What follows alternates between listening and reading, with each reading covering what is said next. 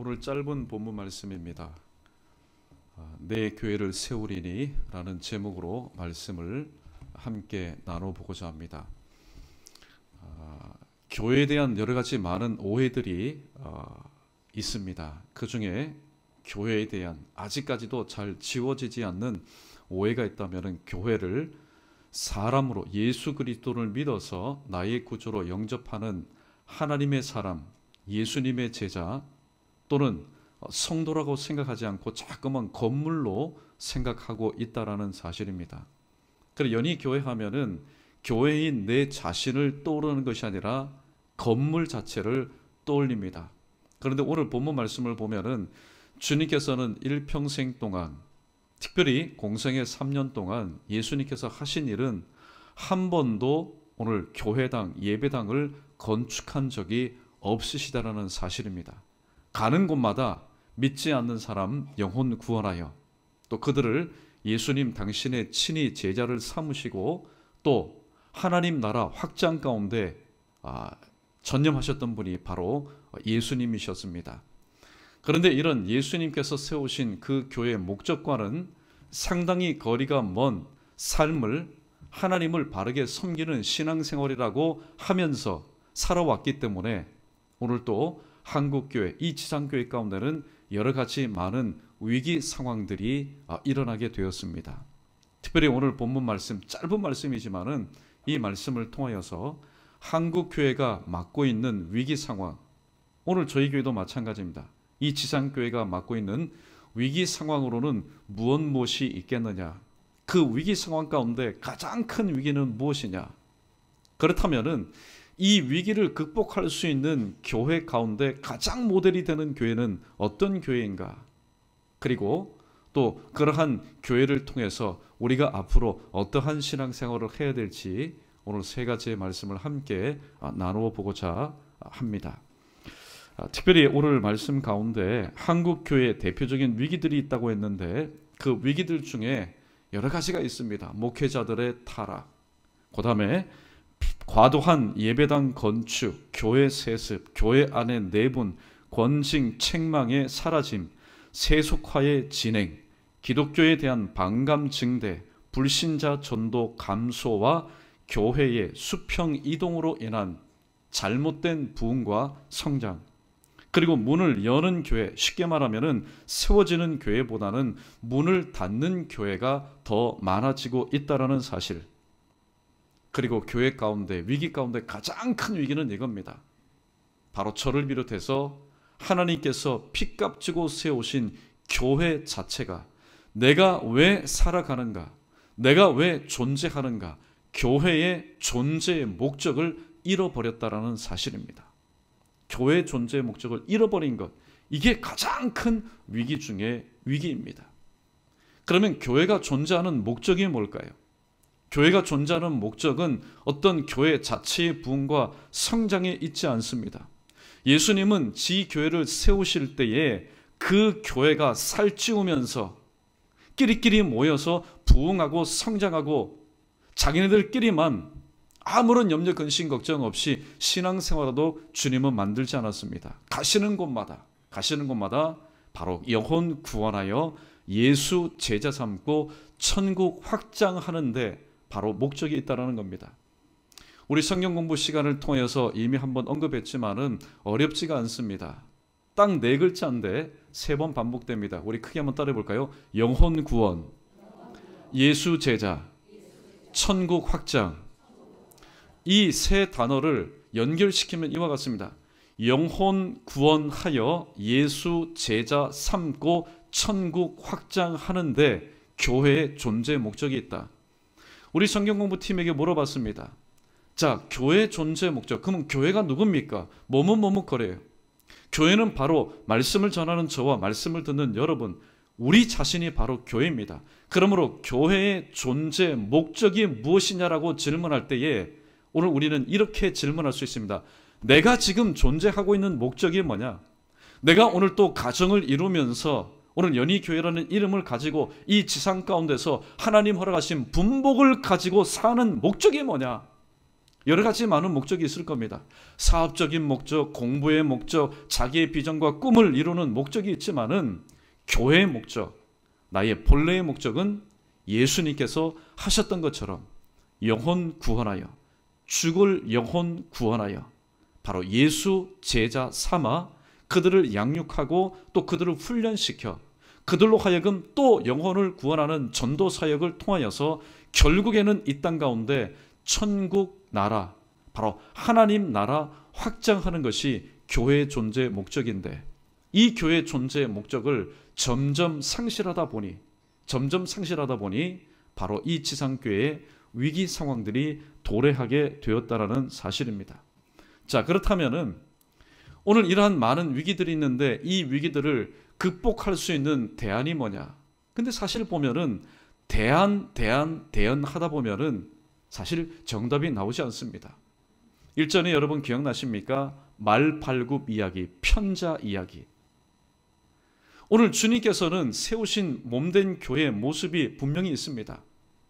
예수님께서는 세우신 교회의 모습이 분명히 있는데 시대가 지나가고 또 상황이 바뀌고 또 교회의 여러 가지 환경과 여건이 변하다 보니까 누구에게 맞춰서, 나에게 맞춰서, 우리 교회에 맞춰서, 그 시대에 맞춰서 교회의 모습이 점점 변질되기 시작하였다는 사실입니다. 그래서 또다시 지금 이 한국교회가 위기 가운데 있는데 대안을 찾는다면은 얼마 가지 않아서 또 다른 대안을 찾기 위해서 오늘 또 위기 가운데 허우적거릴 수밖에 없다라는 사실입니다. 그래서 오늘 본문 말씀을 통해서 핵심은 이겁니다. 사람들이 교회 교육을 위해서 많이 외칩니다.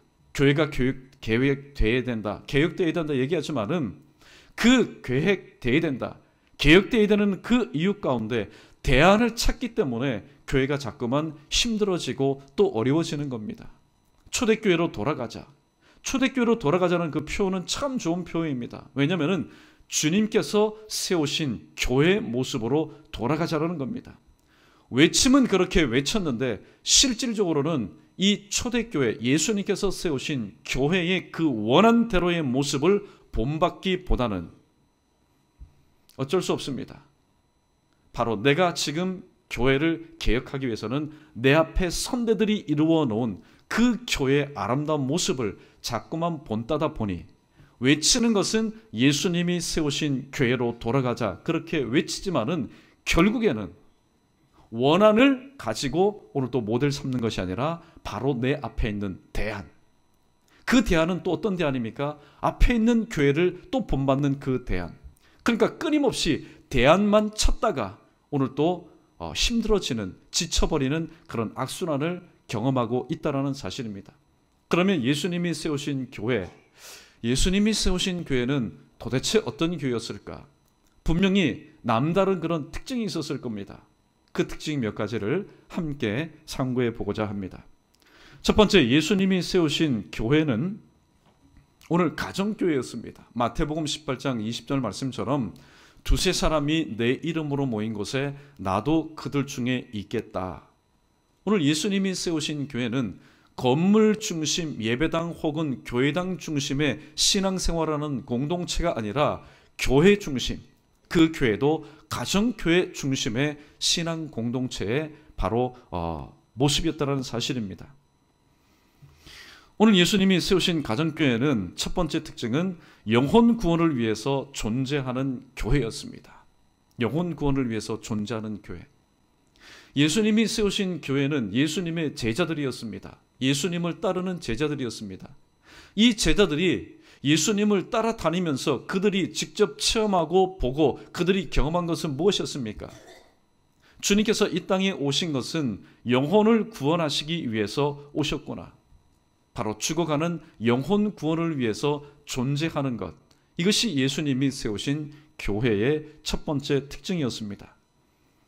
교회가 힘들어하는 이유가 뭘까요? 여러 가지 많은 부수적인 이유가 있겠지만은 교회가 힘들어하는 이유는 영혼 구원이 교회 안에서 일어나지 않기 때문입니다.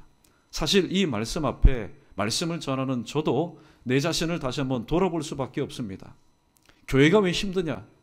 재정이 힘들어서, 재정이 없어서, 성도들의 수가 적어서? 아닙니다. 교회가 정말로 힘든 것은 영혼 구원이 교회 안에서 일어나지 않기 때문입니다. 두 번째, 천국 가는 자들보다는 지옥 가는 자들에게 관심을 가졌던 교회가 바로 예수님이 세우신 교회의 특징이었습니다.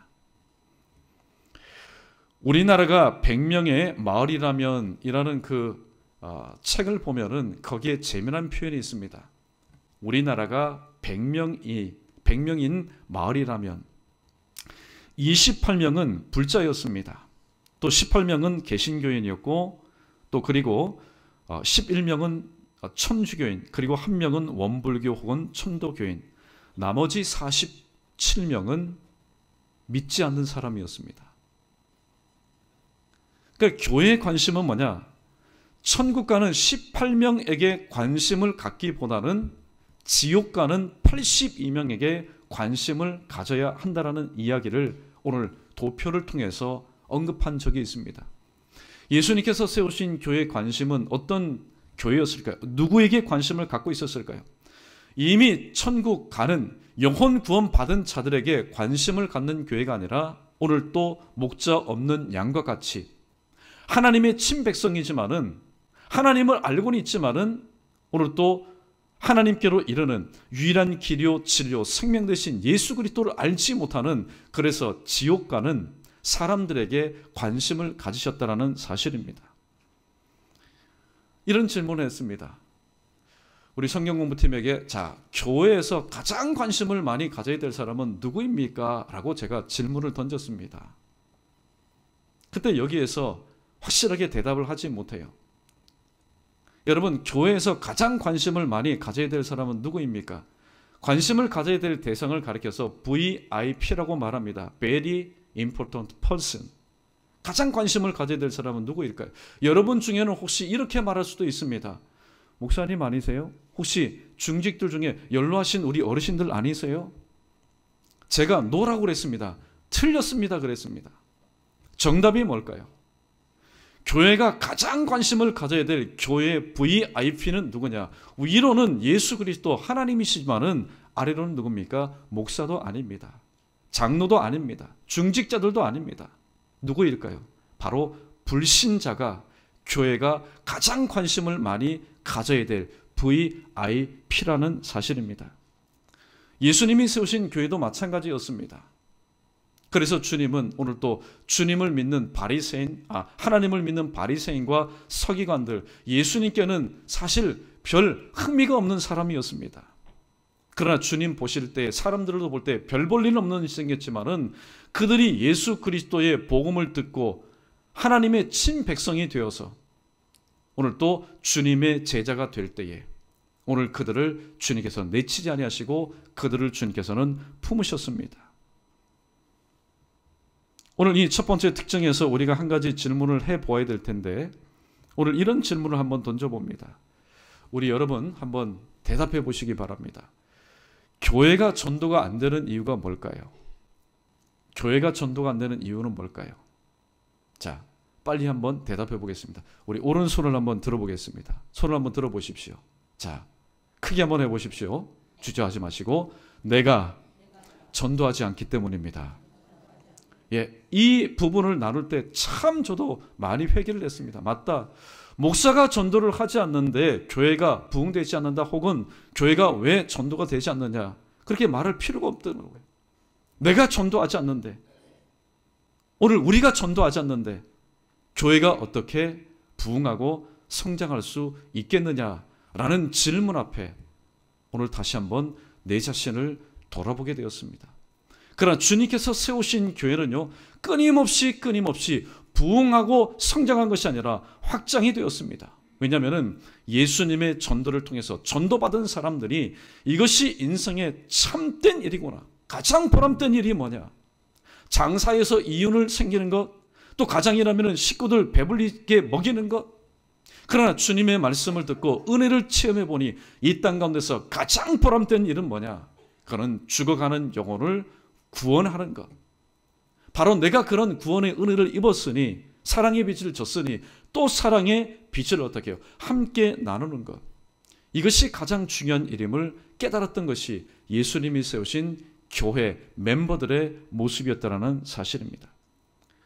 두 번째, 예수님이 세우신 교회의 특징 중에 하나는 바로 이것이었습니다. 그 예수님이 세우신 교회의 중심에는 무엇이 있었느냐? 바로 식탁의 교제가 있었다는 사실입니다. 식탁의 교제하니까 여러분 음식만 생각하지 마십시오. 항상 신방 가면은 무엇을 합니까? 음식의 교제를 나누기 전에 먼저 하나님의 생명의 양식을 함께 나눕니다. 그러므로 예수님이 세우신 교회의 특징 중에 두 번째, 식탁의 교제가 있었는데 그 특징 중에 또 다른 하나는 뭡니까? 하나님의 가족이 되었음을 선포하는 자리였다는 사실입니다. 여러분, 초대교회 가운데 징계 중에 가장 큰 징계가 무엇인지 아십니까? 그것은요, 식탁 자리에 멤버를 초대하지 않는 겁니다. 식탁 자리에 앉는 것을 거부하는 겁니다. 그 식탁 자리에서는 성찬 예식도 거행이 되었고 애찬도 거행이 되었습니다. 그런데 그 식탁 가운데 오늘 또 참석하지 못하도록 하는 것, 요즘 용어로 말하면 수찬 정지, 이것이 초대교회 가운데 징계 중에 큰 징계였습니다. 반면에 오늘 이 식탁 가운데 참여한다는 것은 내가 누구의 가족이 되었다, 내가 예수님의 가족이 되었다, 내가 하나님의 가족이 되었다는 것을 공식적으로 인정하는 굉장히 뜻깊은 자리였습니다. 또 그곳에서는 하나님의 복음이 전파되는 자리였습니다. 하나님의 복음이 전파되는 자리였기 때문에 음식의 맛을 맛보는 자리일 뿐만이 아니라 먼저는 하나님의 은혜가 무엇인지를 맛보는 너무나도 중요한 자리였습니다. 세상에 돈 주고 사지 못하는 맛을 맛볼 수 있는 귀한 자리였다는 사실입니다. 또 단지 음식만 나누는 자리가 아닙니다.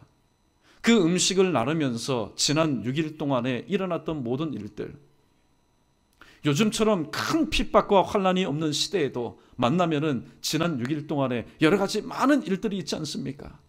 그러나 2000년 전에 이 예수님께서 세우신 교회들 할 말들이 얼마나 많겠습니까? 또 혹시 내가 큰 소리를 했다가 새어나가면은 내가 잡혀갈 수 있는 그런 위기 상황 가운데 있을 때에 그들에게는 말하지 못할 많은 고민들이 있었을 겁니다. 그 고민들을 서로 이야기합니다. 나 지난 주간에 주님 말씀처럼, 사도들이 전한 말씀처럼 내 신앙생활 오늘 또 고사다, 나 죽을 뻔했다. 근데 말씀을 들어보니까 죽음을 불사하고라도 그 생활을 계속해야 되는데 오늘 삶의 현장에 나가보니까 죽음의 위기 가운데 내가 노출됐는데 어떻게 해야 되겠느냐. 여러 가지 많은 자기의 고민거리들이 오고 갑니다. 음식만 오고 가는 것이 아니라 삶의 고민들, 상담들이 오고 갑니다. 그때 그들은 할 수 있는 것이 무엇이었습니까? 사도행전 12장 5절과 12절 말씀처럼 그들은 하나님 앞에 기도하는 것밖에 없었습니다. 하나님, 이 형제가, 이 자매가 오늘 이러한 고민을 가지고 있습니다. 그러나 감사합니다. 고민으로만 생각하지 않고 문제로만 생각하지 않고 오늘 이렇게 기도 제목 삼고 우리와 함께 기도합니다. 음식만 나누는 것이 아니라 말씀을 통해서 위로받고 서로 격려하고 상담까지도 친절하게 진행되며 마지막 모든 것을 합력하여 합심하여서 기도함으로 인해서 아름다운 마무리를 하였던 바로 교회, 식탁 중심의 교회가 주님께서 세우신 교회의 바로 모습이었습니다. 그리고 무엇보다도 예수님이 세우신 이 식탁 중심의 교회의 또 다른 한 가지 특징이 뭐냐? 모두가 하나 되는 자리였다는 사실입니다. 갈라디아서 3장 28절에 보면은 이런 말씀이 기록되어 있습니다. 너는 유대인이나 헬라인이나 종이나 자유인이나 남자나 여자나 다 그리스도 예수 안에서 하나이니라 라고 말씀하고 있습니다. 오늘 같은 날은 흑인이 함께 식사를 하든 아무런 상관이 없습니다. 그러나 2000년 전에 오늘 유대인이 볼 때에 유색인종, 그들과 신앙이 다르고 문화가 다른 사람들이 함께 한다는 것은 있을 수가 없는 일입니다. 그런데 오늘 갈라디아 교회를 향해서 바울은 이렇게 말합니다. 유대인이나 헬라인이나 또 종이나 자유인이나, 쉽게 말하면 종이든지 주인이든지 남자이든지 여자이든지 바로 이 식탁의 교제 안에서는 모두가 예수 그리스도 안에서 하나가 되었다라고 말하고 있습니다. 만약에 예배 드리는 때는 하나가 되었지만은 나가서 삶 가운데 또 주인과 종의 그런 모습으로 살아간다면은 여러분, 주인이 나오는 그 예배당, 그 말씀을 듣는 곳에 종이 오겠습니까? 절대로 오지 않습니다. 그러나 오늘 예수님이 세우신 식탁의 교제가 이루어진 이 교회 가운데는 종이든지 주인이든지 이방인이든지 아니면 유대인이든지 남자든지 여자든지 누구든지 하나가 되는 그런 귀한 역사가 일어난 교회였다는 사실입니다.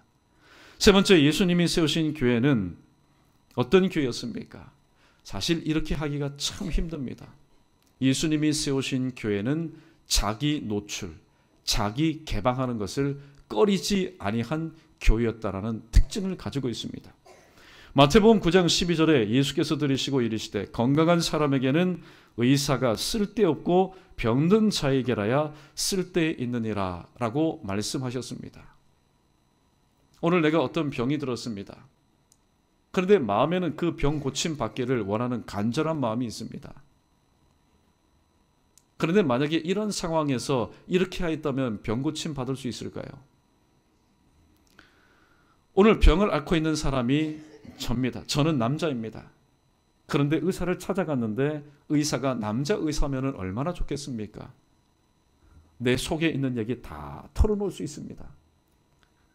그런데 담당 의사가 남자가 아니라 만약에 여의사라면 내 속에 있는 거 다 털어놓을 수 있겠습니까? 그럴 수 없는 겁니다. 만약에 환자가 있는데 그 환자가 지금 자기의 모든 것을 고침받기 위해서 의사를 찾았는데, 병원을 찾았는데, 만약에 남자 의사가 진료를 하고 남자 의사가 만약에 이 모든 것을 한다면은 물론 가벼운 것 같은 경우는 표현할 수 있겠지요. 그러나 만약에 좀 감추고 싶은 부끄러운 그런 질병이라면은 사실 자기 노출하는 것, 자기 개방하는 것이 상당히 어렵다는 사실입니다. 그러나 예수님께서 세우신 교회는 그러한 것들로부터 자유하였습니다. 왜냐하면 오늘 주님은 나를 고쳐주실 의사요, 나는 바로 죄인이요, 나는 병인이었기 때문에 모든 것을 다 개방합니다.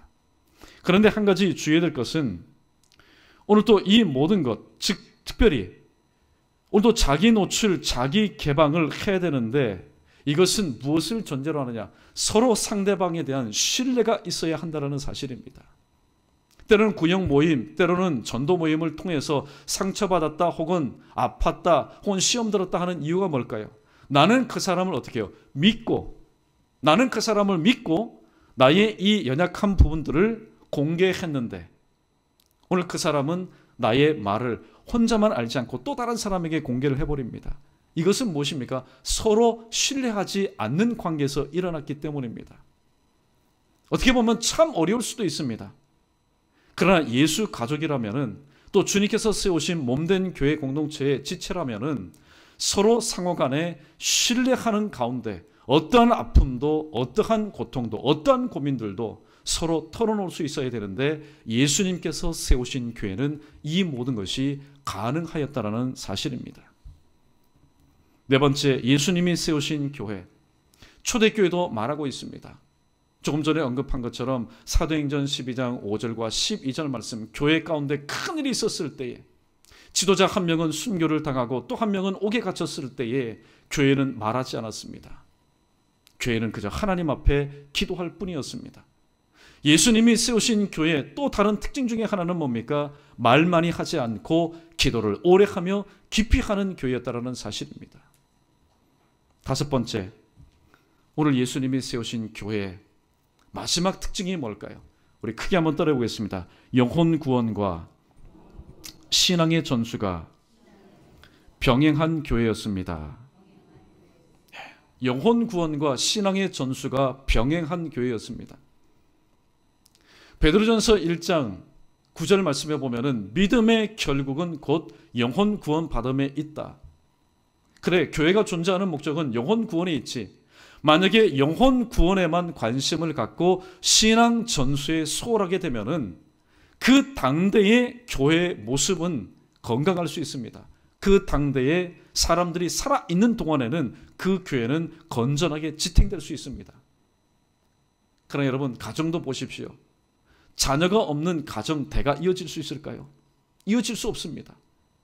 그러므로 주님께서 세우신 몸된 교회는 수평적으로는 영혼 구원을 위한 그런 사역들이 있지만은 도담에 수직적으로 통시적으로 다음 세대를 향해서는 신앙의 전수가 아름답게 이루어진 교회였다라는 사실입니다. 그래서 디모데후서 2장 2절에 보면은 자, 나에게 들은 것을 충성된 사람들에게 어떻게 해요? 부탁해라.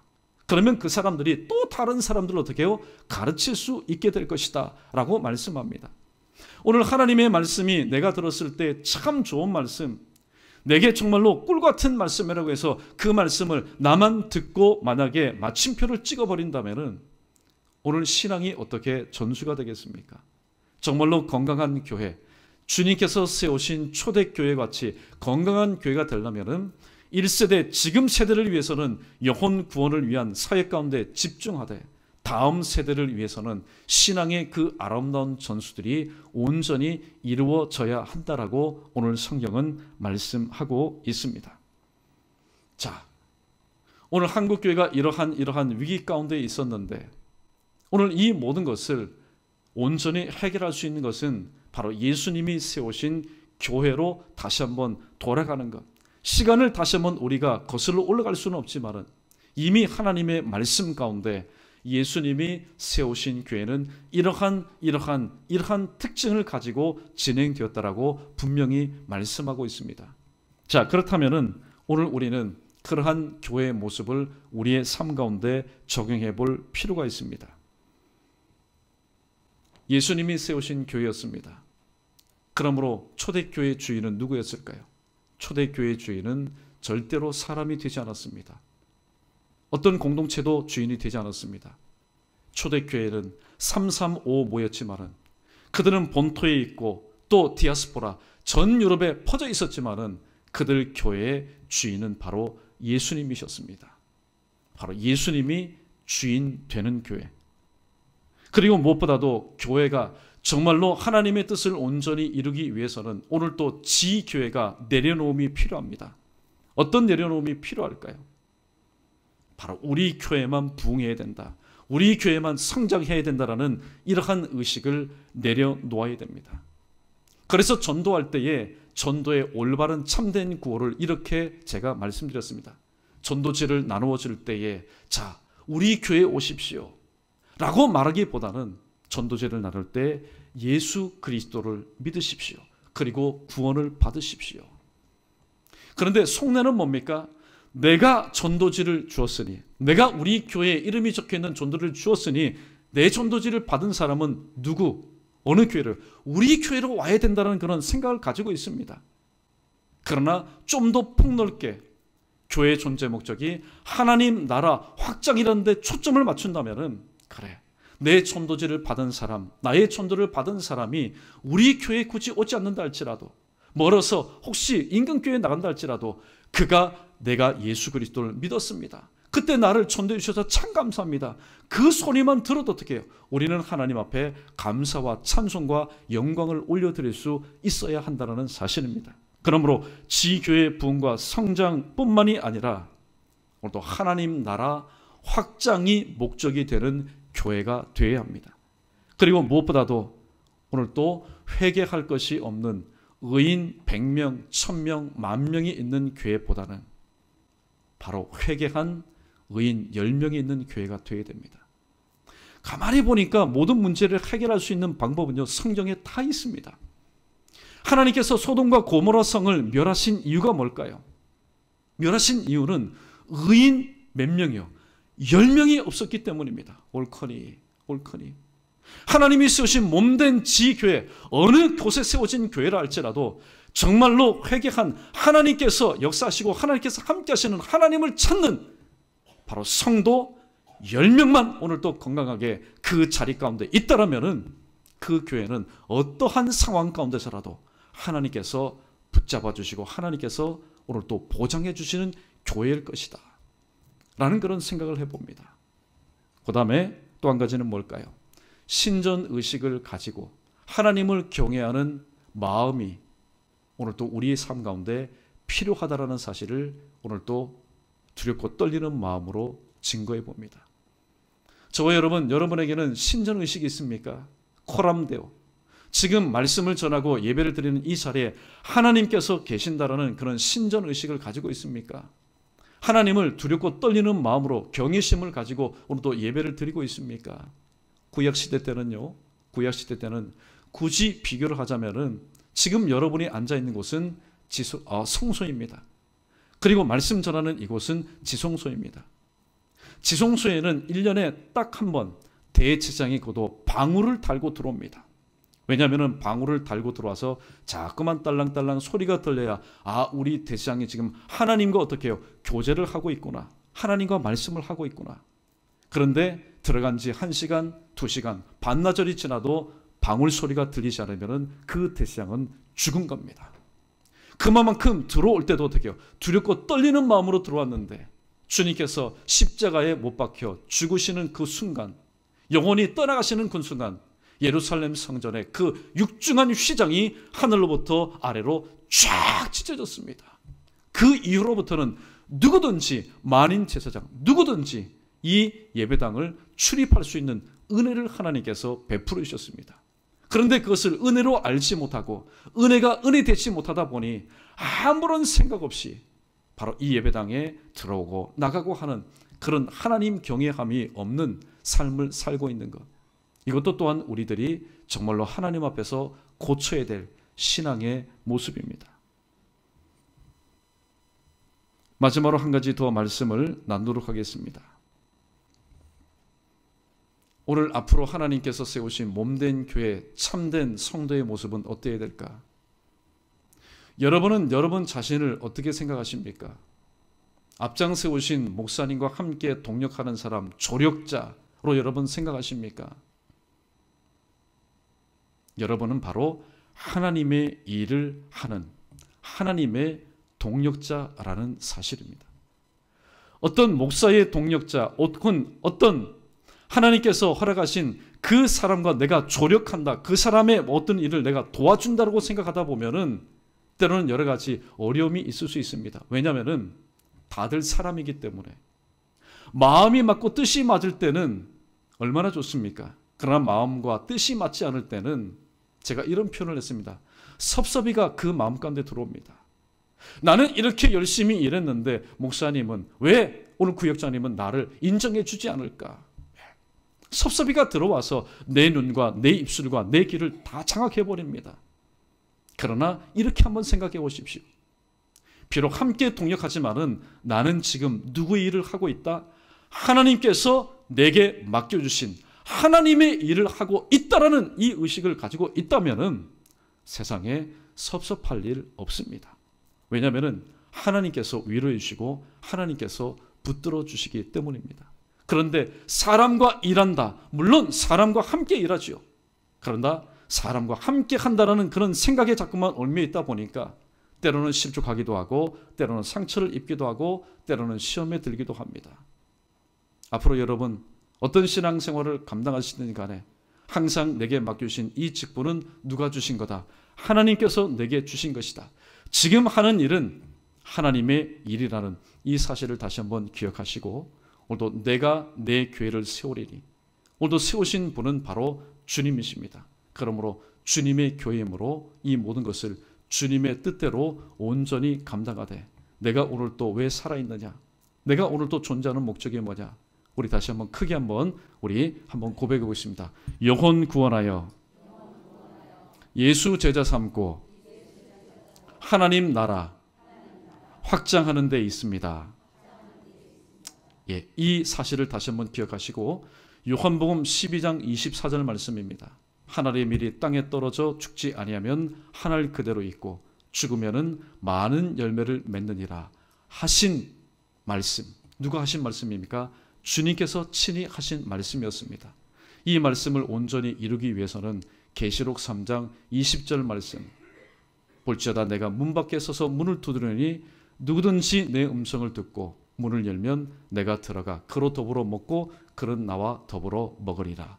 주님과의 참된 교제가 있는 바로 주님께서 세우신 교회, 저와 여러분 우리 모두 되기를 주님의 이름으로 간절히 축원합니다.